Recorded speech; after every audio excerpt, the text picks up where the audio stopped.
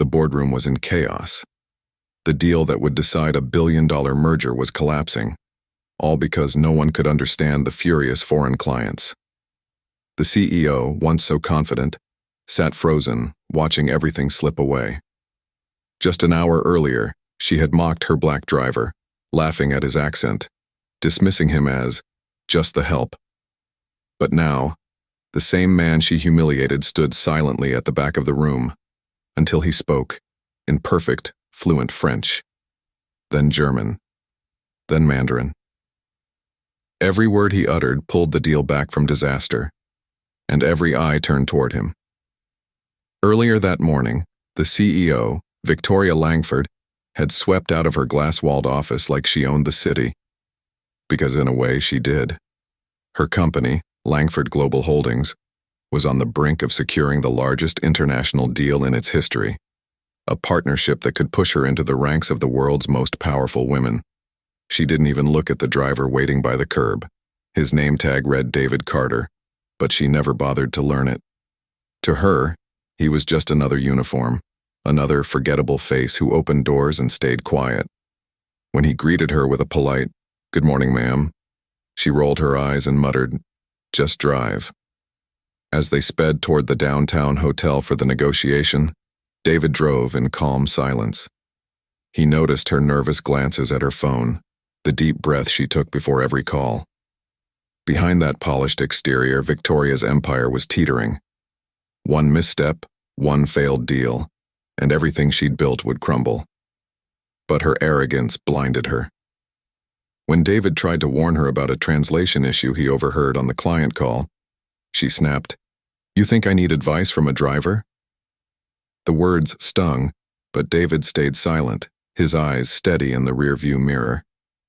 He'd seen that look before, the kind that weighed skin color more than worth.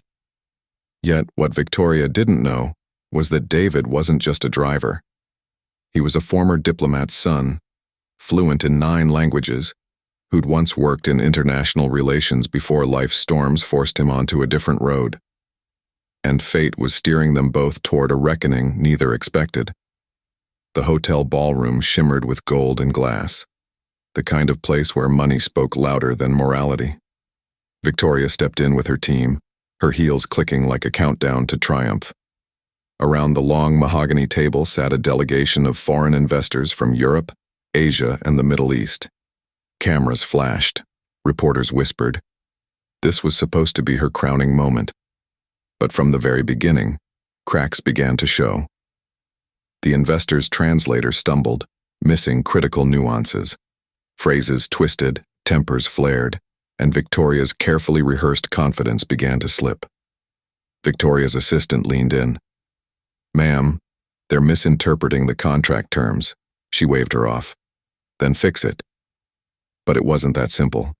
The lead investor, a stoic man from Geneva, switched to rapid French, his tone sharp and offended. Another from Beijing followed in Mandarin, slamming his folder shut. Within minutes, the air turned cold. David stood quietly near the entrance, watching. He had been instructed to wait outside, but something made him stay. Perhaps instinct, perhaps conscience. He saw how pride was unraveling what could have been a historic deal. Meanwhile, Victoria tried to smile through panic. Her voice trembled as she struggled to respond through translators who only made things worse. Every mistranslation sounded like disrespect, every delayed response like deceit. Her board members exchanged worried glances. The billion-dollar deal was slipping, not because of business failure, but because no one could bridge the language barrier. And all the while, David remembered the look on her face that morning, that cold superiority that told him he was invisible. Yet despite the humiliation, something inside him refused to watch her crumble like this. He had once stood beside men of power, interpreting at embassies, where one wrong word could ignite war. Language, he knew, was more than words.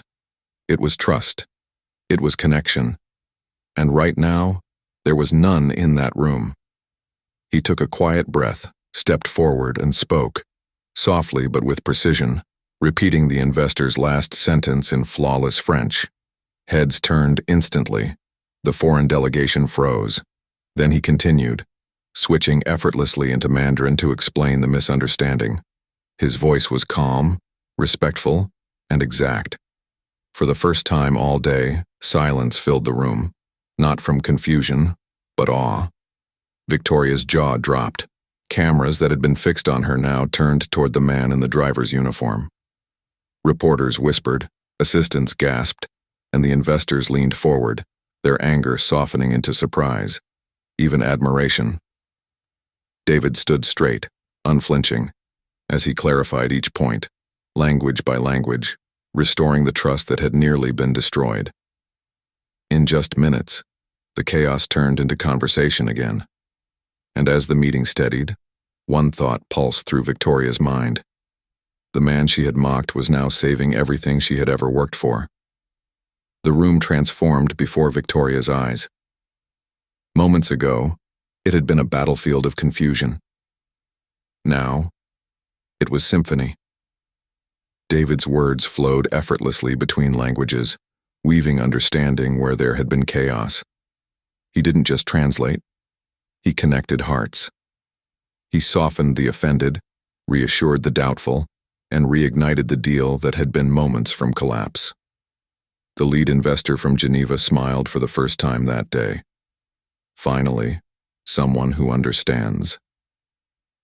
His words, spoken through David's flawless interpretation, carried a weight that silenced the entire table. Victoria sat frozen, her pride collapsing beneath the truth. This man she had ridiculed, this driver she dismissed as beneath her, was the only reason her billion-dollar empire still had a pulse. When the investors stood to shake hands, they bypassed her. Their gratitude went first to David.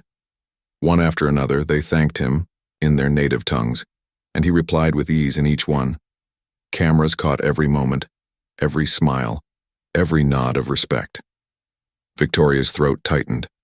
Her team looked away, uncomfortable, as reporters whispered about the driver-turned-linguist who had just rescued Langford Global.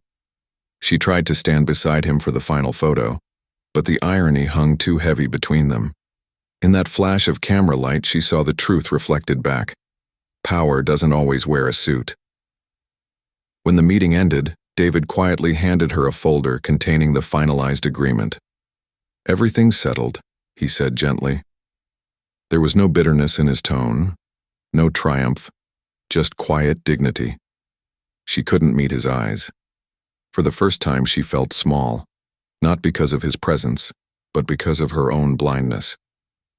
And as he turned to leave, the same reporters who once followed her now swarmed around him, eager to know who he really was.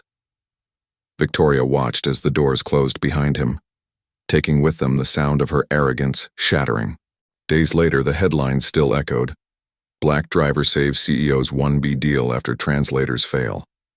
The story had gone viral, not because of the business victory, but because of what it revealed about humanity. Victoria watched from her penthouse office as news anchors replayed the moment David spoke his first foreign word. The same voice she had once mocked was now being called the voice that bridged nations. Every outlet praised his intelligence, his humility, his grace under pressure. But for Victoria, the applause was deafening in another way. It exposed her silence. The arrogance she'd once worn like armor now felt like a chain. She finally reached out, offering him a promotion, a public apology, even a permanent role as her cultural advisor. But David declined with the same calm dignity he'd shown that day. "Respect isn't something you can offer after the damage," he said quietly. "It's something you show before it's needed." Then he walked away, not out of anger, but peace. Weeks later, Langford Global's success grew. But Victoria knew deep down that her true turning point wasn't the deal. It was the lesson. She began treating every employee differently, not out of guilt, but out of awareness. For the first time, she listened more than she spoke. And as she watched a new driver hold open her car door, she caught herself whispering, "Good morning." It was small, but it was something. Because sometimes the most powerful education comes not from power, but from humility. So tell me, who really saved who that day? If this story moved you, don't scroll away. Like this video to show support for equality. Comment your thoughts. Have you ever been underestimated? Subscribe for more powerful, real-life inspired stories that make you feel, think, and believe in justice.